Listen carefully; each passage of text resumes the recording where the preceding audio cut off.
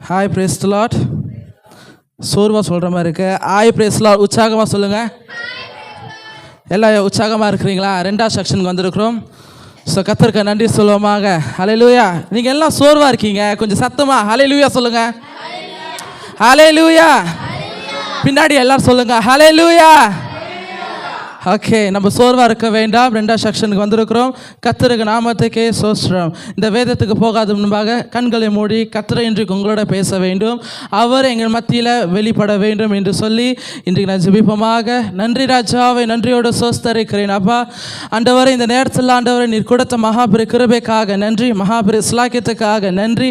நன்மையும் கிருபை எங்கள் வாழ்க்கையில் நீ தொடர செய்திடும் உங்களுக்கு நன்றியோடு சோஸ்தரிக்கிறேன். ஆண்டவரை ராஜாவை, இன்றைக்கு என் மத்தியில் நீ பேச போவதுக்காக நன்றி. ஆண்டவரே, இன்றைக்கு நான் பேசக்கூடாது, ஆவியானவரை நீர் பேச வேண்டும். ஆண்டவரே ஆண்டவரே, இன்றைக்கு வார்த்தை கேட்குற இந்த ஜனங்கள் ஆண்டவரை அவங்களை பலப்படுத்த போவதுக்காக நன்றி. அவங்களுடைய வாழ்க்கை ஆண்டவரே, அவங்களுடைய ஆவிக்குரிய வாழ்க்கை இன்னும் பலமாக அதை கட்ட, இன்னும் உமக்காக எழும்பி பிரகாசிக்க இந்த ஜனங்களை நீ ஆயத்தப்படுத்த போவதுக்காக நன்றி ராஜாவே. ஆபிரகாமின் தேவனே, ஈசாக்கி தேவனே, யாக்கோபி தேவனே, எங்களோட தேவனே, உம்மை நன்றியோடு சோஸ்தரிக்கிறேன். ஆண்டவரே நீர் நடத்தும். ஆண்டவரே அட்மாஸ்பியர் ஒரு புதிய மாற்றம் உண்டு பண்ணிட்டுங்க. ஆண்டவரே ரூபாய் காற்று வீசுட்டும். மாறாத இயேசுவை நாமத்தை நன்றியோட துதிக்கிறேன் ஜீவனால பிதாவே. ஆமென் ஆமென் ஹல்லேலூயா. இன்றைக்கு என்னோட தலைப்பு ஆயத்தம். இன்னைக்கு ஆயத்தமாக prepare your spirit, your soul and body.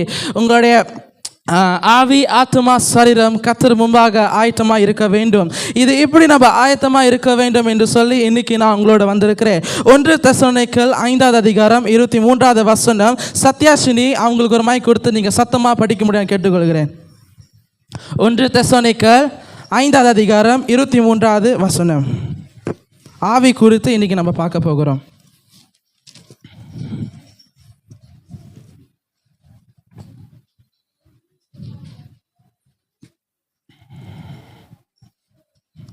சமாதானமும் சௌக்கியமும் உண்டென்று அவர்களே சொல்லும்போது கர்ப்பவதியாயிருக்கும் தேவனே. 23 5வது அதிகாரம் 23வது வசனம். சமாதானத்தின் தேவன் தாமே உங்கள் முற்றிலும் பரிசுத்தமாக்குவாராக. எங்கள் ஆவி, ஆத்துமா, சரீரம் முழுவதும் உம்முடைய கர்த்தராகிய இயேசு கிறிஸ்து வரும்போது குற்றமற்றதாய் இருக்கும்படி காக்கப்படுவதாக. ஆமென் ஹல்லேலூயா. குற்றமற்றதாக காக்கும்படி இருக்க வேண்டும். May your whole spirit, your soul, body and keep and blameless at the coming of our Lord Jesus Christ. Prepare your spirit. உங்களோட ஆவி ஆயத்தமாக இருக்க வேண்டும். உங்களோட ஆவியில் இன்றைக்கு சில பேர் நீங்கள் அதை எடுத்துக்கொள்ள வேண்டும். அந்த வசனத்தை அப்படியே வைங்க. யோவான் 4வது அதிகாரம் 24வது வசனம். அது சத்தமாக படிங்களேன். அந்த வசனம் வைங்க, இந்த வசனம் நீங்கள் பார்ப்போம். யோவான் 4வது அதிகாரம் 24வது வசனம். தேவன் ஆவியாய் இருக்கிறார். அவரை தொழுது கொள்கிறவர்கள் ஆவியோடும் உண்மையோடும் அவரை தொழுது கொள்ள வேண்டும் என்றார். தேவன் ஆவியா இருக்கிறார். அடுத்தது, அவரை தொழுது கொள்கிறவர்கள் ஆவியோடும் உண்மையோடும் அவரை தொழுது கொள்ள வேண்டும் என்றார். இப்படி தொழுது கொள்ள வேண்டும் என்ன? ஆவியோடு உண்மையோடும் அவரை தொழுது கொள்ள வேண்டும். God is spirit and a worshipper must worship in spirit and the truth. ஆவியோடு worship பண்ண வேண்டும், உண்மையோடு worship பண்ண வேண்டும். சில நேரத்தில் நம்ம worship பண்ணும்போது சில பேர் ஆவியோடு worship பண்ண மாட்டாங்க. அந்த இடத்துல சில காரியங்கள் நடக்கும். அது நம்ம ஆவியில் நிரம்பி இருக்கிற ஜனங்கள் அது காண முடியும். ஆனால் worship பண்ணும்போது ஆவியோடு ஆராதிக்கணும், உண்மையோடு ஆராதிக்கணும். ஏன்னா நம்ம ஆராதிக்கிற தேவன் உண்மை உள்ளவராக இருக்கிறார். எத்தனை பேர் விசுவாசிக்கிறீங்க அவர் உண்மை உள்ள தேவன் என்று? எத்தனை பேர் விசுவாசிக்கிறீங்க அவர் உண்மை உள்ள தேவன் என்று? கரங்களை உயர்த்தி சொல்லுவோமா? ஏனென்றால் அவர் உயிருள்ள தேவன். உயிருள்ள தேவனை நம்ம ஆராதிக்கிறோம். செத்த தேவனை நம்ம ஆராதிக்கவில்லை. அடக்க பண்ண தேவனை ஆராதிக்கவில்லை. 3ஆம் நாள் உயிரோடு எழுந்த தேவனை இன்றைக்கு நம்ம ஆராதிக்கிறோம். அதனால நம்ம ஆராதிக்கும் போது, அவரை நம்ம தொழுது கொள்ளும் போது பரிசுத்த ஆவி உதவி நம்மளுக்கு வேண்டும். ஏன்னா பரிசுத்த ஆவி உதவி இல்லாமல் எந்த ஒரு ஆராதனை நம்ம செய்ய முடியாது. அது ஆராதனமா இல்லை. ஹல்லேலூயா. பரிசுத்த ஆவியானவர் உதவியோடு பிதா பிதாவோடிவியோடு ஆண்டு மட்டும்தான் தொழுது கொள்ள வேண்டும். நம்ம சிலுவை மட்டும்தான் அது நோக்கி ஆராதிக்க வேண்டும். அது தவிர்த்து சில காரியத்தை விட்டு நம்ம ஆராதிக்கவோ, நம்ம சில பேர் உலக வேஷத்தில் இருப்பாங்க, ஒத்த வேஷத்தை தரித்து நம்ம ஆண்டரை ஆராதிக்க கூடாது. உண்மையோடு ஆராதிக்கணும், பயத்தோடு ஆராதிக்கணும். ஏனென்றால் இந்த ஸ்தலம் வந்து ஆண்டோடைய ஸ்தலம். இந்த ஸ்டேஜ் வந்து ஏற எல்லா ஜனமும் பயத்தோடு இருக்க வேண்டும், நடக்கத்தோடு இருக்க வேண்டும். ஏன்னா இப்போ எந்த நேரத்தில் ஆண்டு வருவார் நம்மளுக்கு தெரியாது. அதனால உண்மையோடு நம்ம ஆராதிக்கணும், ஒரு பயத்தோடு ஆராதிக்கணும். பரிசுத்த ஆவி உதவி நம்மளுக்கு வேண்டும். ஏன்னா பரிசுத்த ஆவி இருந்தால் மட்டும்தான் நம்ம இந்த இடத்தை அசைக்கப்பட முடியும். நம்ம ஆராதிக்கிற இந்த ஆராதனையும் வந்து ஒரு வல்லமையாக மாற்ற முடியும். சில நேரத்தில் நம்ம வர்ஷிப் பண்ணும்போது நம்ம சில ஆவியோடு ஜபிக்க மாட்டாங்க, சில பேர் ஆயத்தத்தோடு வரமாட்டாங்க. அந்த அன்னைக்கு ஆராதனை அந்த அன்னைக்கு தான் ஆயத்தமாக இருப்பாங்க. அந்த மாதிரி இருக்கக்கூடாது. ஹல்லேலூயா. நம்ம முன்கூட்டியே ஆயத்தமாக இருக்கணும். அடுத்த நீங்கள் வர்ஷிப் உங்களோட பேர் வராது, ஆனால் இருந்தாலும் நீங்கள் ஆயத்தமாக இருக்கணும். ஒருவேளை அந்த வர்ஷிப் அவங்க வர முடியலன்னா ஆயத்தமாக இருக்கிற உங்களே கர்த்தர் உங்களை கொண்டு வருவார். ஹல்லேலூயா, ஹல்லேலூயா. எத்தனை பேர் அது உண்மையாக சொல்லுகிறீங்க? ஹல்லேலூயா. எனக்கு சத்த பத்தல. ஹல்லேலூயா. ஓகே, இந்த ஆராதனை உண்மையோடு நம்ம ஆராதிக்கணும், பயத்தோடு ஆராதிக்கணும். ஏனென்றால் அவர் உயிர் உள்ள தேவன். அதனால் நம்ம பயத்தோடு ஆராதிக்கும் போது கர்த்தர் நம்ம மத்தியில் அசைவாடுகிற தேவனாக இருக்கிறார். பிகாஸ் அவர் உண்மையுள்ள தேவன். இந்நாள் வரைக்கும் அவர் ஜீவனுள்ள தேவனாக இருக்கிறார். சில பேர் எல்லாம் அசட்டை பண்ணுவாங்க. இந்த ஆராதனை வந்து நிறைய பேர் நான் பார்த்துருக்கிறேன், அசட்டை பண்ணுவாங்க. அந்த அன்னைக்கு தான் ஜெபிப்பாங்க, ட்ராமா அடிக்கிற ஆளு சரி, கீபோர்டு எல்லாரும் சேர்த்து தான் நான் சொல்கிறேன். நான் குறிப்பிட்ட ஜனங்களை நான் சொல்லவில்லை. எல்லாரும் ஆயத்தமாக இருக்கணும், ஒரே நிலையில் இருக்க வேண்டும். ஆவியோடு உண்மையோடு அவர் தொழுது கொள்ள வேண்டும். ஏனென்றால் அவர் உண்மையுள்ள தேவனாக இருக்கிறார். உங்களோட ஸ்பிரிட்டை, உங்களுடைய ஆவியை ப்ரிப்பேர் பண்ண வேண்டும். ஏன்னா அவர் எப்போ வருவார் நம்மளுக்கு தெரியாது. திருடம் போல வருவார் என்று சொல்லியிருக்கிறாரு, ஆனால் அவர் எப்போ வருவார் தெரியாது. அந்த அன்னைக்கு தான் அவர் வராருன்னா அந்த அன்னைக்கு தான் நம்ம ப்ரிப்பேராக இருக்கணும்னு இல்லை, நம்ம முன்கூட்டியே நம்ம ப்ரிப்பேராக இருக்க வேண்டும். ஏன்னா அவர் சீக்கிரம் வருகிற தேவனாக இருக்கிறார். மேசியா இயேசுவாக சீக்கிரம் வருகிறார். அடுத்த காரியமாக ப்ரிப்பேர் யுவர் சோல். சங்கீதம் 103வது சங்கீதம் வசனம் 1, அதை எடுத்து படிங்களேன். 103வது சங்கீதம் வசனம் 1. Psalms 103 verse 1.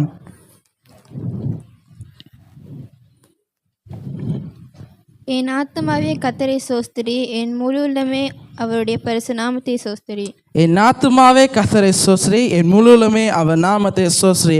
Bless the Lord, oh my soul. இந்த வசனம் வந்து ஆத்துமா, என் ஆத்துமா, நம்ம ஆத்துமா கர்த்தரை மட்டும் தான் சோத்திருக்கப்பட வேண்டும். அதனால surrender will to God, surrender your will to God. என் சித்தம் அல்ல உம்முடைய சித்தம் நிறைவேறட்டும் என்று லூக்கா 22 வசனம் 42, அது சத்தமாக படிங்க.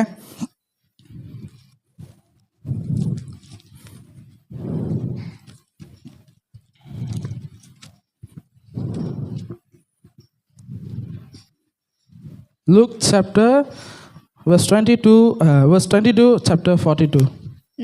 Chapter 42, verse 22. Sorry.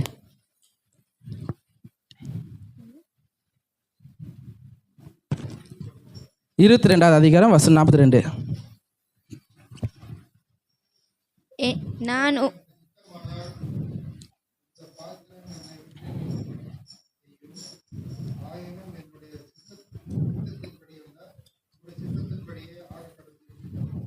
ஆமென்.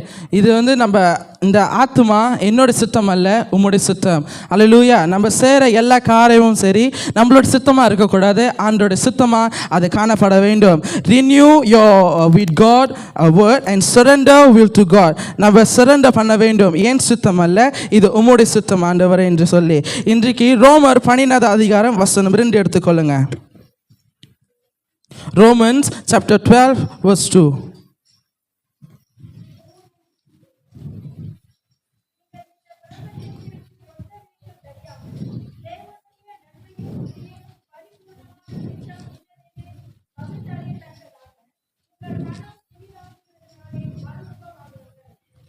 ஹல்லேலூயா. அது உங்கள் மனம், அது மறுபடி படிங்க. ஒத்த வேஷம் தெரியாமல்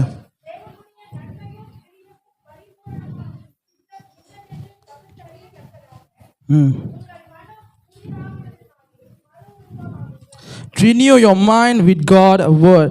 உங்க மனம், அது படிங்க. அந்த மனம் வந்து உங்கள் மனம் புதிதாக இருக்கிறதுனாலே மறுரூபமாக்கப்படுறீர்கள். உங்களோட ரினியூ யோர் மைண்ட், நீங்கள் உங்கள் மனம் புதிதாக இருக்கிறப்படாக நீங்கள் மறுரூபமாக இருக்கப்படுறீங்க. ஸோ 2 காரியம் நான் இன்றைக்கி நாங்கள் சொல்கிறேன். Surrender your will to God, renew your mind with God. அதனால் உங்கள் ஆவி உங்களோட இது இந்த சரீரம் என்னுடைய சித்தம் அல்ல, இது உங்களுடைய சித்தம். நீங்கள் செய்கிற ஒவ்வொரு காரியமாக இருந்தாலும் சரி, அது ஆண்டு சித்தத்தை மட்டும்தான் நீங்கள் செய்ய வேண்டும். உங்களுக்கு மட்டும் நீங்கள் சொல்லாமல் இது என்னால் தான் நடந்துச்சு, இது என்னால் மட்டும் தான் பண்ண முடிஞ்சிச்சு. ஸோ அதெல்லாம் அப்படி இல்லாமல் இது என்னோட சித்தம் அல்ல, இது உங்களுடைய சித்தம் ஆண்டவரே என்று சொல்லி இன்றைக்கு இந்த ஆவியை ஒப்பு கொடுக்க, ஆத்மாவை ஒப்பு கொடுக்க வேண்டும். இன்றைக்கு சரீரத்தை நம்ம பார்ப்போம். Be your body, prepare your body. Hallelujah. 1 கொரிந்தியர் 6வது அதிகாரம் 19வது வசனம். 1 Corinthians chapter 6 verse 19. உங்கள் சரீரமானது நீங்கள் தேவனாலே பெற்றும் உங்களில் தங்கியும்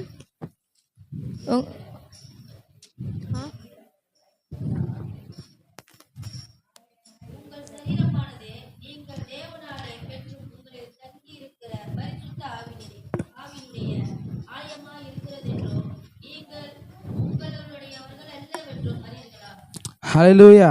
அது மைக்கில் படிங்க சத்தமா.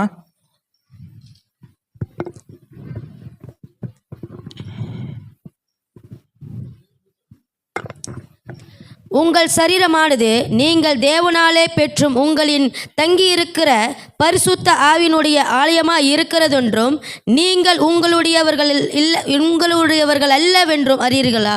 ஹல்லேலூயா. நீங்கள் இந்த வாழ்க்கையில் லீவ் இன் ஹோலினஸ், அதாவது 1 பேதுரு 1:14 நீங்கள் பரிசுத்த ஆகிய நானும் பரிசுத்தமாக இருக்கிறது ஆண்டு உங்களை பற்றி சொல்லுகிறார். நம்ம வாழ்கிற இந்த வாழ்க்கையில் ஓலியாக நம்ம வாழ வேண்டும், ஓலியாக வாழ்க்கை நம்ம வாழ வேண்டும். இந்த சரீரம் ஆண்டோடைய சரீரம், இது இந்த சரீரம் நம்ம கெடுக்கக்கூடாது. நம்ம இந்த சரீரத்தை சில பேர் பாவத்தினால நிறைய பேர் கெடுக்கிறாங்க. ஸோ அதனால் avoid your sinful habits. So அதனால் இந்த சரீரத்தை ஆண்டோடைய சரீரம், நீங்கள் பரிசுத்தமாக நீங்கள் இருக்கணும், பரிசுத்தமாக நீங்கள் வாழ வேண்டும். அடுத்ததாக use your body for your God glory. அதுக்கு நீங்கள் 1 கொரிந்தியர் 6வது அதிகாரம் வசனம் 20 படிங்களேன். கிரியத்துக்கு கொடுக்கப்பட்டீர்களே, ஆகியால் தேவனுக்கு உடையவர்களாகிய உங்கள் சரீரத்தினாலும் உங்கள் ஆவியினாலும் தேவனை மகிமைப்படுத்துங்கள். ஹல்லேலூயா. தேவனை மகிமைப்படுத்த வேண்டும். அது மறுபடி படிங்க சத்தமா. மறுபடி படிங்க. கிரியத்துக்கு கொடுக்கப்பட்டீர்களே, ஆகையால் தேவனுக்கு உடையவர்களாகிய உங்கள் சரீரத்தினாலும் உங்கள் ஆவியினாலும் தேவனை மகிமைப்படுத்துங்கள். தேவனை மட்டும்தான் மகிமைப்படுத்த வேண்டும். இந்த பரிசுத்தமான இந்த சரீரத்தை ஆண்டு மட்டும்தான் மகிமைப்படுத்த வேண்டும். ஹல்லேலூயா. ஸோ அதனால் இந்த live in holiness, use your body for God glory. Hallelujah. இது அவருக்காக மட்டும்தான் நீங்கள் செய்ய வேண்டும். ஸோ அதனால் இந்த சரீரத்தை பாவத்தினால் நிரப்பி உங்களோட சரீரத்தை கட்டுப்படுத்தாதீங்க. Avoid the sinful. Hallelujah. Romans 13:4 எடுத்துக்கொள்ளுங்களேன். ரோமன் 13வது அதிகாரம் வசனம் 4. Romans chapter 3 verse 4.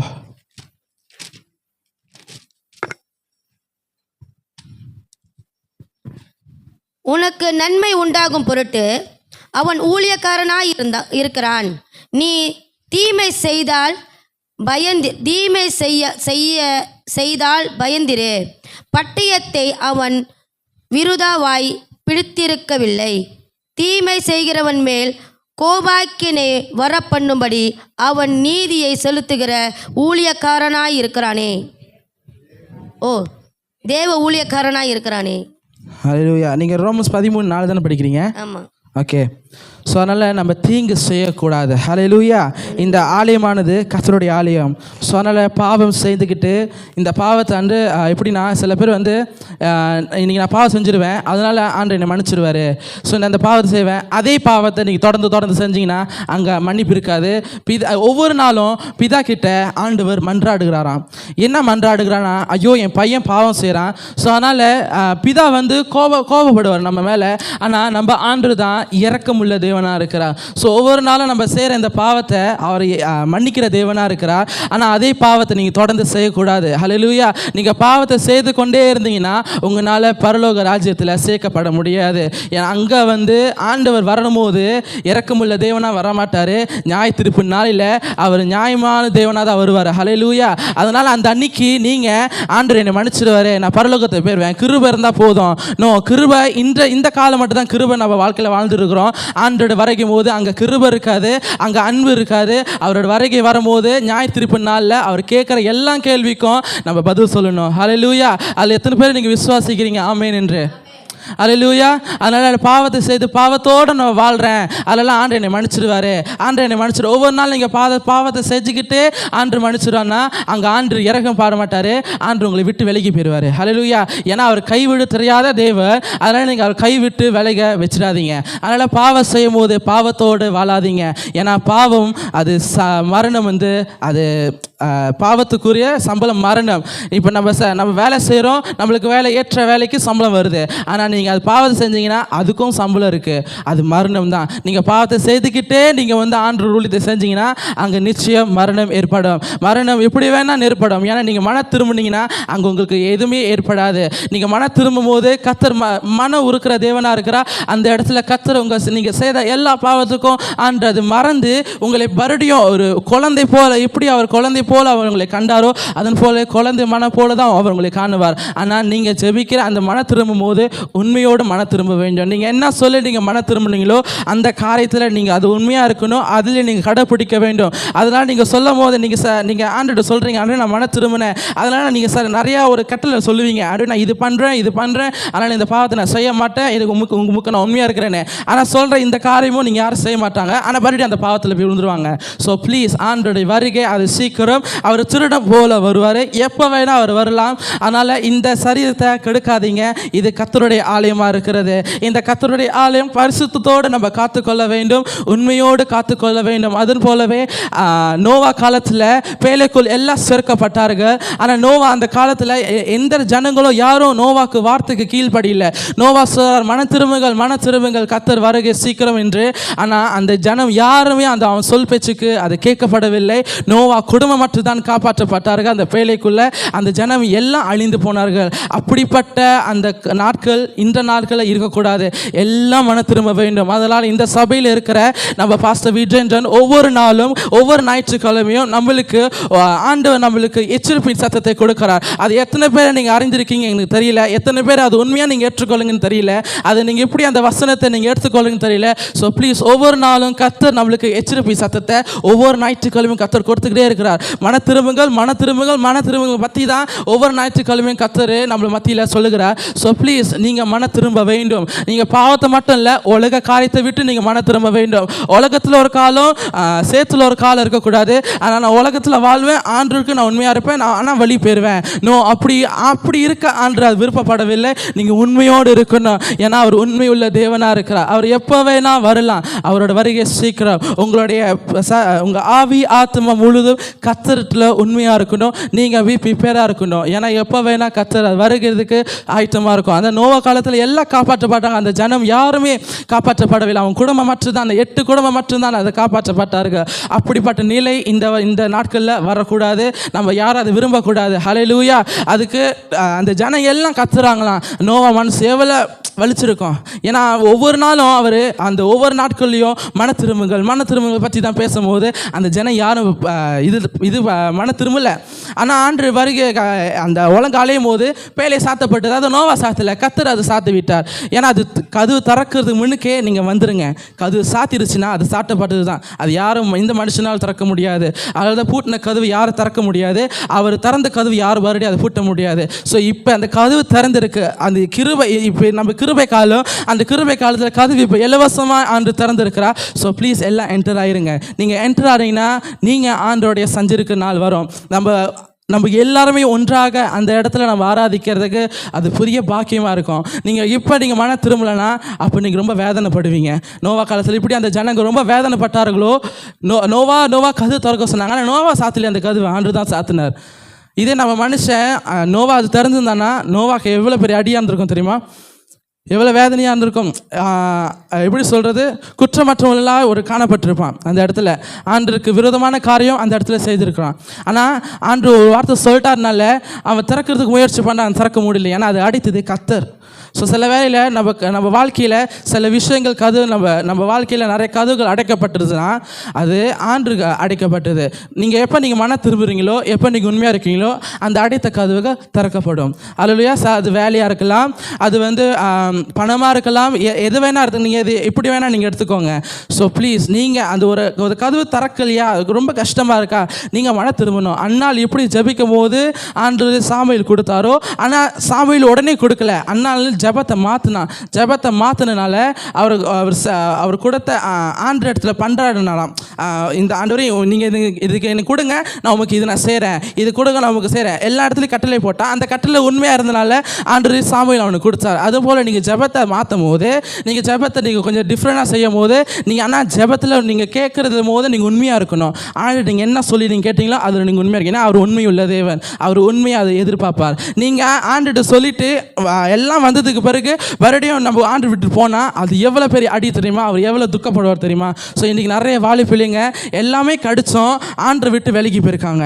ஆனால் அவங்க எப்படி வந்தாலும் சுற்றி ஏன்னா ஒரு வட்டம் தான், நம்ம எங்கேருந்து ஆரம்பிக்கிறோமோ அதில் தான் மறுபடியும் முடிப்போம். ஸோ இன்றைக்கி நிறைய வாலிபிள்ளைங்க எல்லாத்தையும் விட்டுட்டு ஆண்டு கொடுத்துட்டாரு, அதனால் வெளியே போயிட்டாங்க. ஆனால் தேவைக்கு மட்டும் ஆண்டு தேடுறாங்க. அப்படிப்பட்ட ஒரு ஜனம் நம்ம இருக்கக்கூடாது. நம்ம ஆண்டோட உண்மை உள்ள ரசிகராக நம்ம ஏற்றுக்கொள்ளணும். அதனால் இன்றைக்கி நான் உங்கள் வாலிபிள்ளைங்க எல்லாம் உங்களை பார்த்து நான் சொல்கிறேன், வாலி பிள்ளைங்களை மட்டும் இல்லை, இன்றைக்கி பெரிய எல்லாம் உட்காந்துருக்கீங்க, அம்மா உட்காந்துருக்கீங்க, அப்பா உட்காந்துருக்காங்க, நிறைய பேர் எல்லாரும் உட்காந்துருக்கீங்க. இன்றைக்கு நான் அவங்கள பார்த்து சொல்கிறேன், நீங்கள் ஆண்டுட்டு உண்மையாக இருக்கும் போது கர்த்தர் உங்களுக்கு இறங்கி வர தேவனாக இருக்கிறார். ஆயத்தமாக இருக்கணும். ஏன்னா நம்ம ஆயத்த நிலையில் இருக்கும் போது கர்த்தர் எப்போ வேணால் வரலாம். நம்ம ஆயத்தமாக இருக்கும் போது நம்ம அவர் வருகையில் நம்ம எடுத்துக்கொள்ளப்படுவோம். நீங்கள் யாரும் ஆயத்தமாக இல்லை, நீங்கள் எல்லாம் கைவிடப்படுவீங்க. கைவிட ஜனமாக நம்ம இருக்க வேண்டாம், ஆயத்தப்பட்ட ஒரு நிலையில் ஜனமாக நம்ம காணப்பட வேண்டும். எத்தனை பேர் விசுவாசிக்கிறீங்க ஆண்டவர் சீக்கிரம் வருகிறார் என்று? ஒரு சத்தம் இல்லை, ஆண்டு சீக்கிரம் வர மாட்டாரா? எத்தனை பேர் விசுவாசிக்கிறீங்க ஆண்டு சீக்கிரம் வராரு என்று? சத்தம் இல்லை. எத்தனை பேர் விசுவாசிக்கிறீங்க ஆண்டு சீக்கிரம் வராரு என்று? ஹல்லேலூயா. அவர் உண்மை உள்ள தேவன். அவர் எப்படி மறைத்து 3ஆம் நாள் உயிரோடு எழுந்தாரோ அவர் சொன்னபடி தன் உயிர்த்தெழுந்தார். ஆனால் அவர் ஒரு வார்த்தை சொன்னார், நான் மறுபடியும் மீண்டுமாய் வருவேன், மேசியாக வருவேன். அது மறைத்தது உண்மைனா, உயிரோடு எழுந்தது உண்மைனா, ஆண்டோடைய வருதையும் அது உண்மை தான். ஹல்லேலூயா. அது யாருனாலும் தடுக்க முடியாது ஆண்டோட வருகை. ஸோ அதனால் அவரோட வருகை எப்போ வேணால் இருக்கலாம். ஸோ நீங்கள் மன திரும்ப வேண்டும். இன்றைக்கி உங்கள் ஆவி ஆத்மா சரீரம் முழுதும் கர்த்தர் இடத்தில் ஆயத்தப்பட்ட ஒரு நிலையில் நீங்கள் காணப்பட வேண்டும். இன்றைக்கி வாலி பிள்ளைங்களாம் இருக்கீங்க. ஸோ ஆண்டுக்காக உண்மையோடு வாழுங்க, சாட்சியாக வாழுங்க, சாட்சியுள்ள வாழ்க்கையாக இருக்க வேண்டும். மற்றவங்க நம்ம வாழ்க்கை குறித்து சாட்சி சொல்கிற ஒரு வாழ்க்கையாக இருக்கணும்.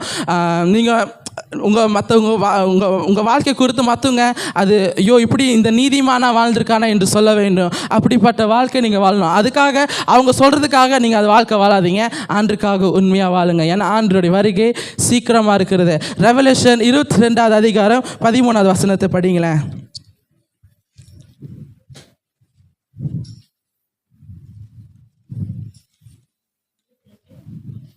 22:13.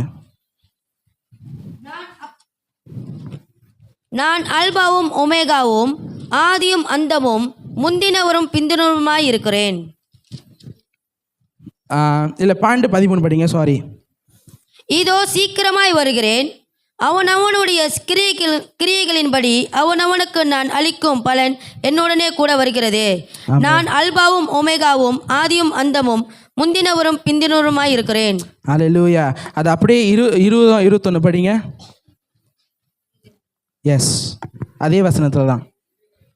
இவைகளை சாட்சியாக அறிவிக்கிறவர் மெய்யாகவே நான் சீக்கிரமாய் வருகிறேன், மெய்யாகவே நான் சீக்கிரமாய் வருகிறேன் அடுத்தது என்றார். ஆமேன். கர்த்தராகிய இயேசுவே வாரும்.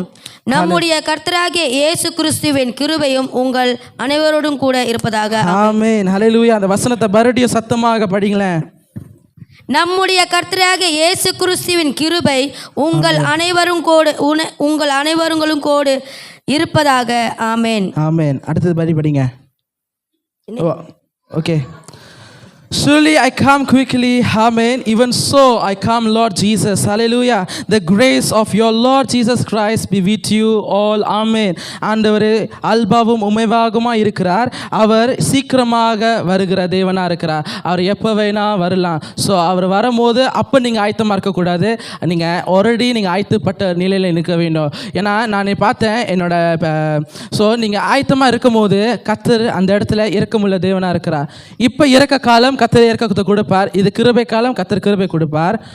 ஆண்டு வரக்கும் போது அந்த அன்னைக்கு கிருபை இருக்காது. ஸோ அதனால் நீங்கள் பி கேர்ஃபுல்லாக மைண்டில் வச்சுக்கொள்ளுங்க. அந்த அன்றைக்கி வரும்போது அந்த அன்றைக்கி நான் மன திரும்புகிறேன். அன்றைக்கி 5 புத்தி உள்ளவர்கள் 5 புத்தி இல்லாதவர்கள் அதில் ஒரு நம்ம காணப்படுறோம். 5 புத்தி உள்ளவர்கள் போல நம்ம இருக்க வேண்டும். 5 புத்தி இல்லாதவர்கள் போல நம்ம இருக்க வேண்டாம். ஏன்னா அவங்க என்ன ஆயத்தப்பட்ட நிலையில் இல்லை. இந்த 5 புத்தியுள்ளவர்கள் என்ன ஆயத்தத்தோடு வச்சுருந்தார்கள். அந்த இடத்துல ஆயத்தத்தை நம்ம பார்க்குறோம். ஸோ அதன் போலவே நம்ம இருக்க வேண்டும். ஆயத்தப்பட்ட நிலையில் நம்ம காணப்பட வேண்டும். இன்றைக்கு இந்த பிரசங்கம் உங்களுக்கு பிரோஜனமாக இருந்திருக்கு நினைக்கிறேன்.